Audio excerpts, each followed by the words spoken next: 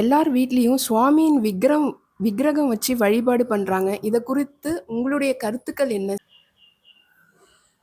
சுவாமியை நினைவு கூறுறதுக்கு எத்தனையோ வழிமுறைகள் இருக்குல்ல. சாமியை நினைக்கணும். சிலவங்க அவருடைய ஃபோட்டோவை வச்சு வழிபாடு செய்வாங்க. சிலவங்க சாமியினுடைய குரலை ரெக்கார்ட் பண்ணி அவர் சேன் பண்ணுற மாதிரி உள்ளதை வச்சு நிறைய பேர் அந்த மாதிரி சாமியை நினைவு கூறவங்க நிறைய பேர் இருக்காங்க. சுவாமியுடைய விக்கிரகத்தை வச்சு அதுக்கு வேண்டிய அபிஷேகங்கள் மற்றது எல்லாம் செய்கிறதுக்கு சில விருப்பப்படுவாங்க, அதையும் செய்கிறாங்க. இல்லை எந்த சடங்குகளும் செய்யாமல் விக்கிரகத்தை பூஜை ரூமில் வச்சு அதுக்கு ஒரு புஷ்பம் எல்லாம் சாத்தி அந்த மாதிரி வழிபடுறவங்களும் இருக்காங்க.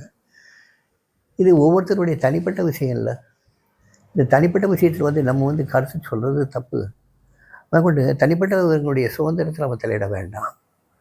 ஆனால் இதே ஒரு விக்கிரகத்தை வச்சு நம்ம பெரிய லெவலில் ஒரு கோயில் கட்டுறோம், அதுக்கு வசூல் பண்ணுறோம், அதை பண்ணுறோம், இது பண்ணுறோன்னா அது எப்படின்னு எனக்கு சொல்ல தெரியல. ஆனால் ஏற்கனவே சாமியால் கட்டப்பட்ட அந்த வாசம் இருக்குது, சாமியால் நிறுவப்பட்ட அந்த சிலைகள் இருக்குது. இந்த சிலை சாமி சிலை இந்த சிலையை விட ஏன்னா சாமியால் நிறுவப்பட்ட சிலை, சாமியே சொல்லி செய்யப்பட்ட சிலை.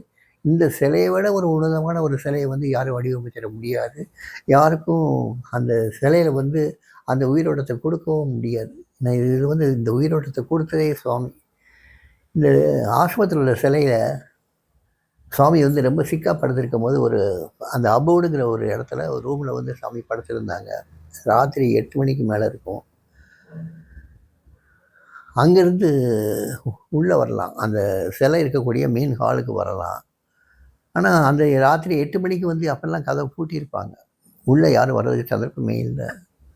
முன்ன ராத்திரி சுவாமியை அட்டன் பண்ணிக்கிட்டு ஒரு பையன்கிட்ட சாமி சொல்கிறாரு, தம்பி உள்ளே யாரோ இந்த பிச்சைக்கார சிலைக்கு பாத சேவை பண்ணுற மாதிரி தெரியுது, போய் யார் பார்த்துட்டு வான்னு சொல்லி அனுப்புகிறார். அங்கேருந்து பார்த்தா சந்தர்ப்பமே கிடையாது, அங்கே சிலை தெரியறதுக்கு வாய்ப்பே கிடையாது. அவர் நேராக அந்த தம்பி உள்ளே வருவாப்பில், உள்ளே நேராக வருவாப்பில். அந்த சிலை போய் பக்கத்தில் போய் பார்த்தா ஒரு ரொம்ப வெகு நாளைய டிவோட்டி ஒரு லேடி. அவங்க சாமிக்கு பாத சேவை பண்ணிகிட்ருப்பாங்க.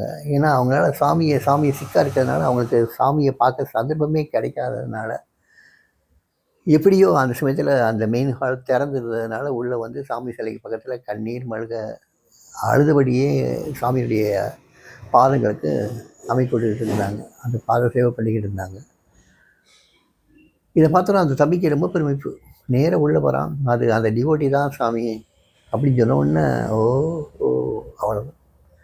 சாமியுடைய சிலை இருக்கிறது பெரிய ஹாலில், சாமி இருக்கிறது அதுக்கு பின்புறம் அந்த சிலை இருக்கிறதே தெரியாத அளவுக்கு சோதர்கள் இருக்கு நடுவில் மேற்கொண்டு அந்த இடத்துலேருந்து பார்க்குறதுக்கு சந்தர்ப்பமே கிடையாது.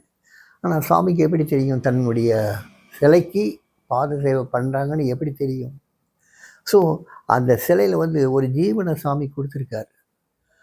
ஸோ அந்த சிலையில் உள்ள அந்த ஜீவன், சுவாமியுடைய ஜீவனை இன்றைக்கும் அந்த சிலையுடைய பாதங்களை பிடிச்சி நம்ம அது சேவித்து அங்கே நின்று நம்முடைய பிரார்த்தனைகளை சொன்னால் சுவாமி கண்டிப்பாக செய்ய எடுப்பார். அதில் நமக்கு நல்ல ஒரு அதிர்வுகள் கிடைக்கும். நமக்கு ஒரு ஆன்ம திருப்தி ஏற்படும், ஆன்ம ஞானம் வெளிப்படும். தனக்கு பதிலாக தன்னுடைய சிலையே நிறுவிட்டு போயிருக்காரு அந்த சுவாமி. அதனால் அந்த சிலைக்கு சமமாக ஒரு சிலையை சொல்லவே முடியாது.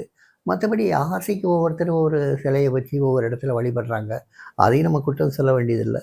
ஏன்னா சாமியை நினைக்கணும், சாமியை நினைக்கக்கூடிய பக்தர்கள் ஒன்று சேர்ந்து கூடுறதுக்கு ஒரு இடம் வேணும். அந்த இடத்துல ஒரு சிலையை நிறுவனம் பண்ணால் சாமியுடைய நினைப்பு இன்னும் கூடுமேங்கிற ஒரு எண்ணம் இருக்கலாம்.